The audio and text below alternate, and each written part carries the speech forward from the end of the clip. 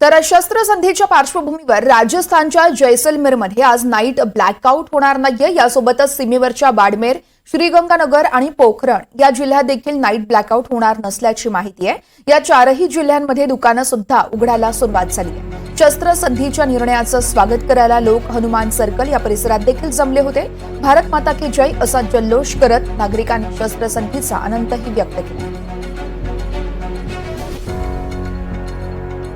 या संदर्भात आमचे प्रतिनिधी प्रवीण मुधोळकर आपल्याला सविस्तर अपडेट्स देत आहेत। प्रवीण, तुम्ही जैसलमेरमध्ये आहात आणि शस्त्रसंधीची घोषणा केल्यानंतर काय नेमक्या स्थानिकांच्या प्रतिक्रिया आहेत? यापेक्षाही एक मोठी बातमी तुम्हाला पहिले सांगतो। आता मी ज्या ठिकाणी उभा आहे जैसलमेरमध्ये पुन्हा एकदा ब्लॅकआउट करण्यात आलेला आहे आणि माझ्या मागे आपण पाहू शकत असाल आता बरोबर 9:05 हे ब्लॅकआउट जे आहे करण्यात आलेलं आहे आणि हे ब्लॅकआउट जे आहे 9:03 आणि आता ब्लॅकआउट हे जे आहे 11:30 पर्यंत असंच राहणार आहे आणि नंतर सुद्धा ते वाढवलं जाईल। ज्या पद्धतीनं काश्मीरमध्ये आपण पाहिलं की काही ठिकाणी सीज फायर व्हायोलेशन जे सुरू आहे तसंच काही व्हायोलेशन हे भारत पाकिस्तान राजस्थानच्या सीमेवर सुद्धा झालं असावं अशा काही बातम्या येत आहेत, पण या बातम्यांची काही खातरजमा काही करण्यात आलेली नाही आहे आणि आर्मीने सुद्धा अद्यापपर्यंत यात काही सांगितलेलं नाही आहे। त्यामुळे आता आदेश निघालेले आहेत की हे सगळे लाईट जे आहेत हे लाईट बंद करा। त्यामुळे आता पोलीस या ठिकाणी येत आहेत आणि आर्मीचे सुद्धा या ठिकाणी पाहणी केली जाते आहे की सर्व लाईट्स जे आहेत ते ताबडतोब या ठिकाणचे बंद करा। त्यामुळे हे लाईव्ह कव्हरेज सुद्धा झाल्यानंतर इच्छे सुद्धा लाईट आम्ही थोडे डीम केलेले आहे। काही नागरिक आपल्या सोबत आहेत। 3 दिवसांनी लाईट आता इथे लागले होते पण त्यांचा आनंद थोडाच काळ राहिला। 3 दिन के बाद लाइट आई थी, अभी 9:03 पे फिर ब्लैकआउट कर दिया गया। अभी फिर ब्लैकआउट का जिला प्रशासन का आदेश हो रहा है। आप भी पीछे सुन रहे होंगे और हम पूरे शहर के नागरिक शहर के प्रशासन की, राज्य सरकार की और भारत की गाइडलाइन को पालन करते हुए उसका पालन करेंगे और आपके साथ रहेंगे। आप मीडिया कर्मियों के साथ और भारत की सेना के साथ हम सदैव खड़े रहेंगे। जी आप बताइए, इसके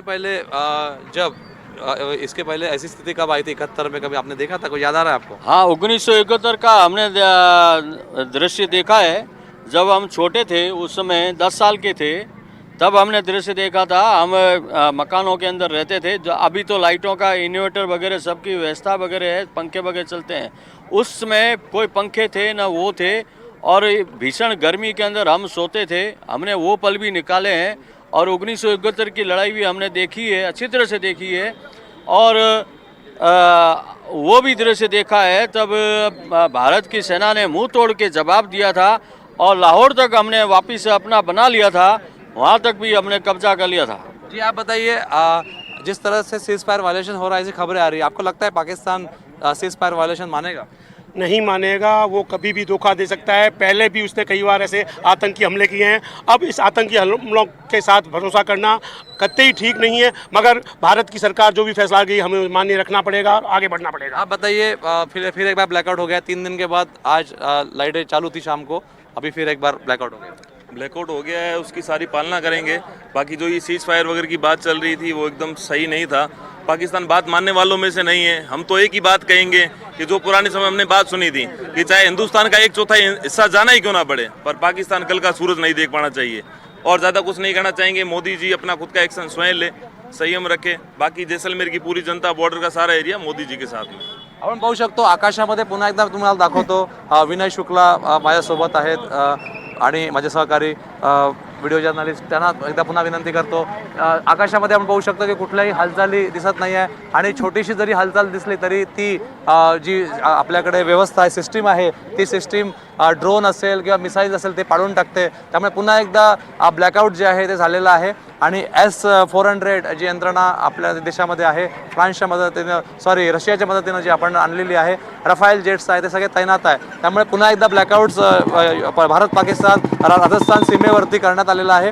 हे 4 जिल्हे जे आहेत या 4 जिल्ह्यामध्ये पुन्हा एकदा ब्लॅकआउट झालेला आहे। ज्यामध्ये मी ज्या ठिकाणी आत्ता उभा आहे तो जिल्हा जैसलमेर, यासोबतच या शेजारचं पोखरण असेल आणि आणखी 2 जिल्हे, असं एकूण 4 जिल्हे जे आहे ते ब्लॅकआउट पुन्हा एकदा त्या ठिकाणी करण्यात आलेला आहे। निश्चितच प्रवीण, त्यामुळे त्या ठिकाणच्या सगळ्या घडामोडींचे अपडेट तुमच्याकडून सातत्यानं जाणून घेत राहू। तुर्तास धन्यवाद तुम्ही दिलेल्या या सगळ्या माहितीसाठी।